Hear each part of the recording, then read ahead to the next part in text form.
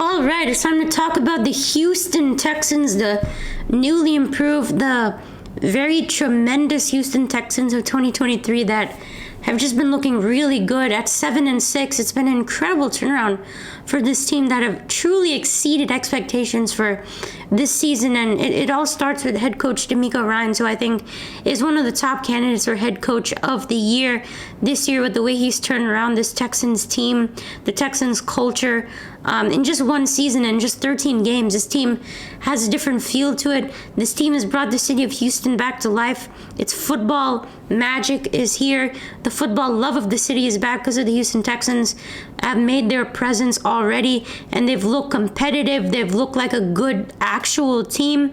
And it starts with DeMeco, and it also goes to C.J. Stroud, the star rookie quarterback who has just taken the league by storm.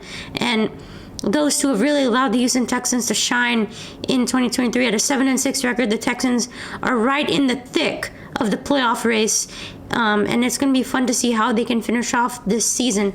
And we're going to be talking about how the Texans can make the playoffs. I know at 7-6, they're right in the middle of things. It's complicated. C.J. Stroud's injury, concussion just makes things more complex, but I think there's a way the Houston Texans can still make the playoffs, and it's because all the other teams are at 7-6 around that same record. The Texans are right in it. I mean, I think really the key for everything is C.J. Stroud, of course. Without him, I just do not think the Texans are relevant this year unless they had a guy like C.J. Stroud. And you look through the first 13 games, and C.J. has just been a huge standout in all facets of his game.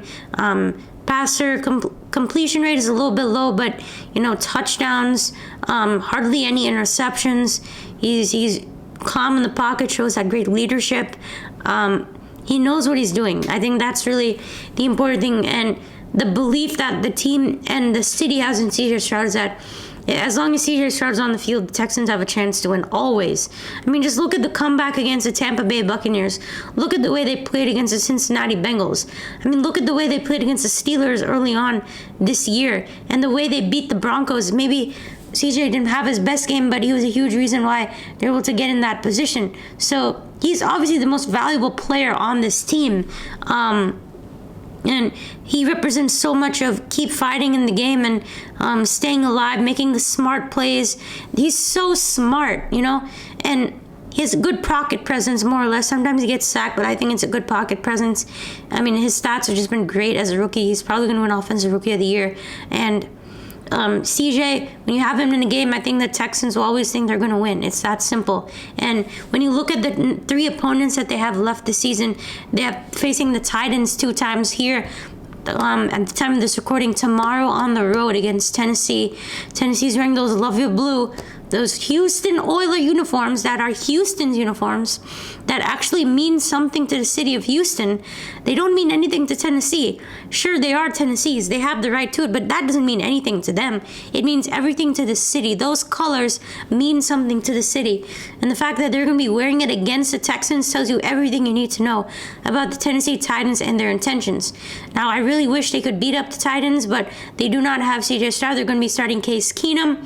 Who knows if they can come out of that with a win? I'm just going to assume they lose that. And then you play home versus the Cleveland Browns, who are going to be 9-5, I think, entering this game because they play the Bears this week. And Deshaun is not the quarterback, but it's at home against at Cleveland at NRG Stadium on Christmas Eve. They can get that done when C.J. Stroud returns from this concussion, which I think should happen. He'll come back.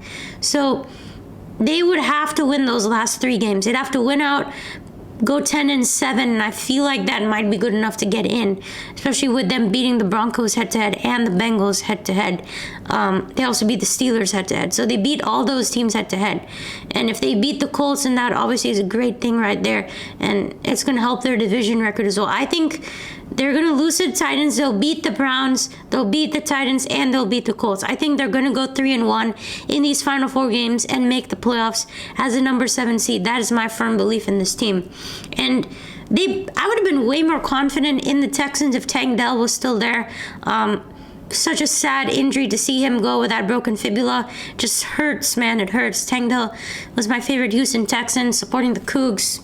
go Cougs.